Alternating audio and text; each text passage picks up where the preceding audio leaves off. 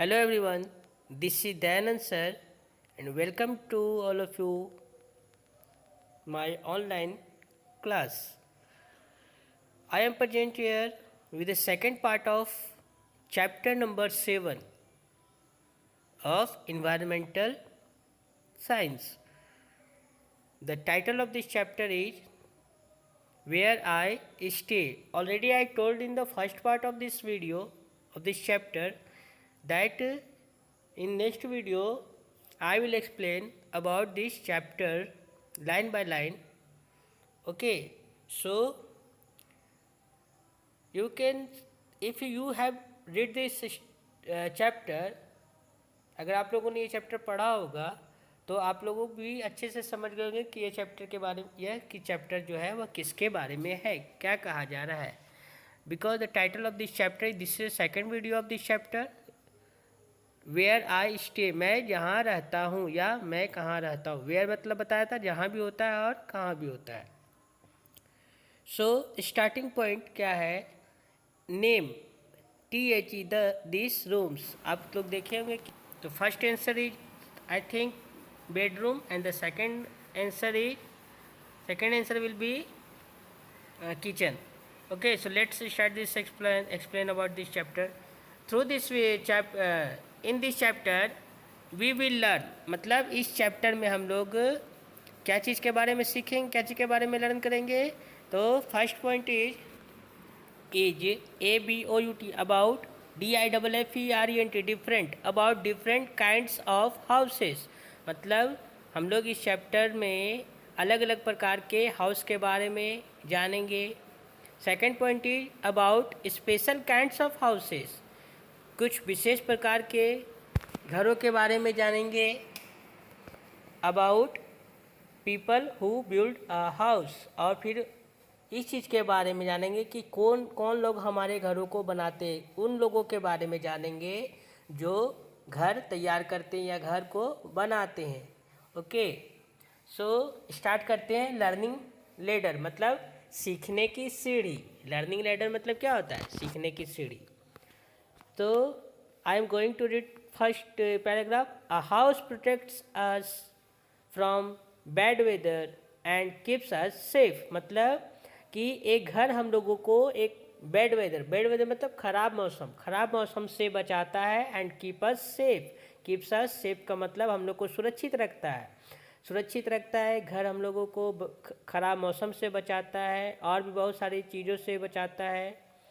Second, it also makes us feel comfortable, और यह हम लोगों को कैसा महसूस होता है. जब हम लोग घर में रहते हैं तो हम लोग कंफर्टेबल फील करते हैं, मतलब आरामदायक महसूस करते हैं.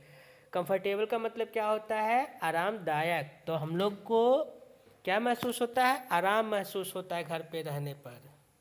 तो यह हम लोगों को आरामदायक महसूस करवाता है.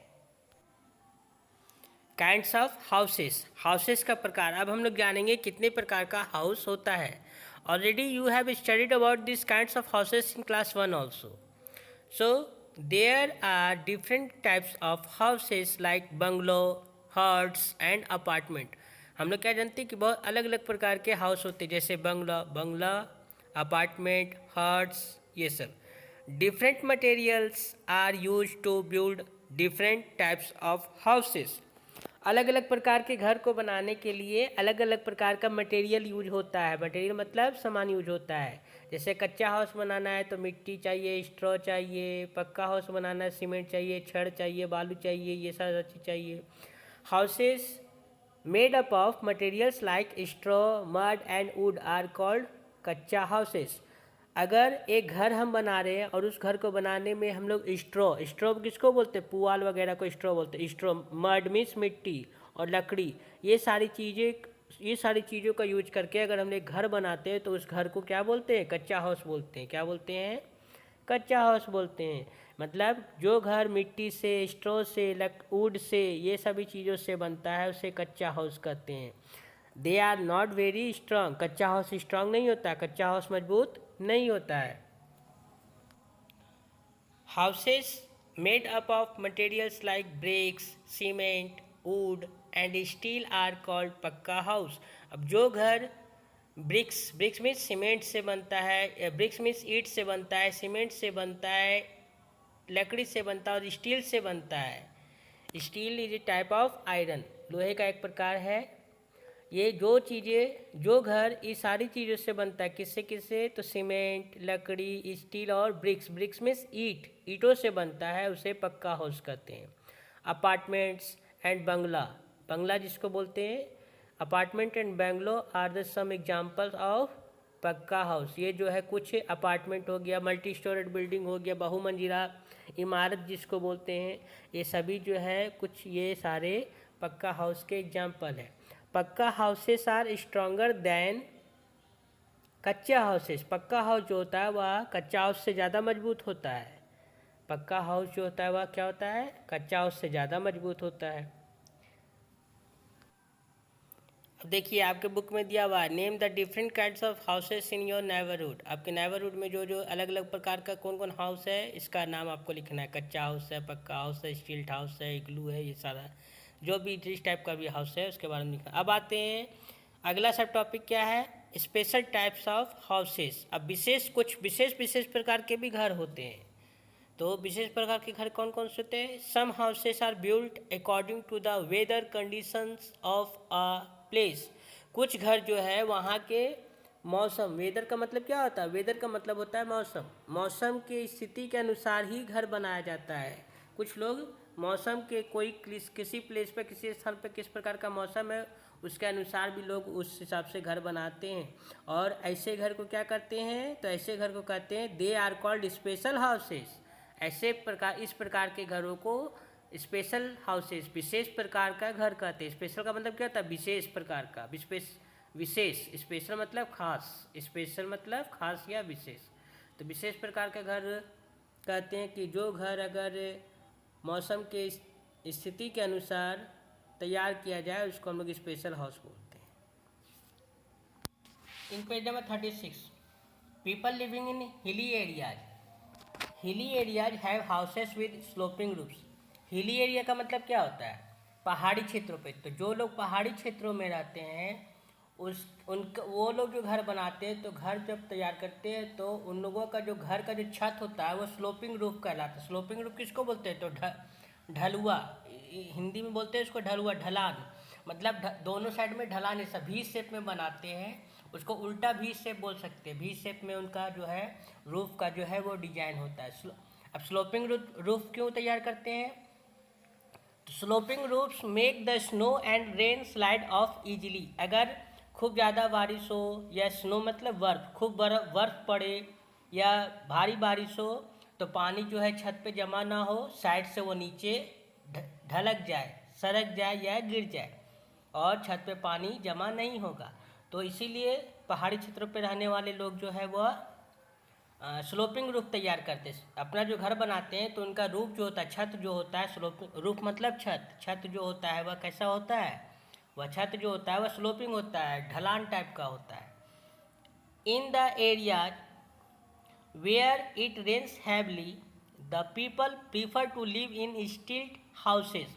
अब वैसा एरिया, वैसा क्षेत्र, वैसा स्थान जहाँ खूब ज़्यादा बारिश हो, रेन्स हैवली मीन्स खूब ज़्यादा भारी बारिश हो, तो the people prefer to live in stilt house. वैसे लोग स्टिल्ट हाउस में रहना पसंद करते हैं। वहाँ पर स्टिल्ट हाउस बनाया जाता है। कैसे, they are wooden houses raised at a height. वे लोग क्या करते हैं, ज़मीन पे घर नहीं बनाते, ज़मीन से थोड़ा ऊपर उठकर ऊंचाई पर घर बनाते हैं। नीचे लोहा का या मजबूत लकड़ी का जो है वो पिलर दे देते हैं और उसके ऊपर घर बनाते हैं, ज़मीन पे घर नहीं बनाते ताकि बाढ़ का पानी जो है उनके घर में नहीं घुसे। इसके बाद आते हैं इग्लू में। In very cold places we find special houses called igloos, they are made of snow.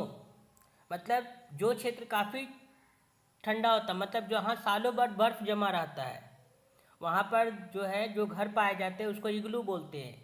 इग्लू बोलते हैं क्योंकि they are made of snow. ये इग्लू जो है वो बर्फ से ही बने होते हैं। तो बर्फ से बने घर को क्या कहते हैं, इग्लू कहते हैं। और यह बर्फीली क्षेत्रों में पाया जाने वाला एक विशेष प्रकार का घर है। इसके बाद आते हैं पोर्टेबल हाउस। पोर्टेबल का मतलब क्या होता है? पोर्टेबल का मतलब वह होता है कि जिसे हम एक जगह से दूसरी जगह ले जा सके, जिससे हम एक जगह से दूसरी जगह कैरी कर सके। Houses which can be move from one place to another are called portable house. जो हाउस एक जगह से दूसरी जगह मूव करे, एक जगह से दूसरी जगह चला जाए, उसको ले जाया जा सके, उससे हम लोग पोर्टेबल हाउस कहते हैं। House boats are houses built on boats. House boat क्या होता है? तो हाउस बोट वह होता है जब एक बोट पर एक हाउस तैयार कर दे तो उसे हाउस बोट कहते हैं। इस प्रकार का हाउस बोट कहाँ पाया जाता है? तो house boats are mostly found in Kashmir and Kerala. Kashmir और केरला में इस प्रकार का हाउस बोट पाया जाता है। हाउस बोट क्या है? एक पोर्टेबल हाउस है।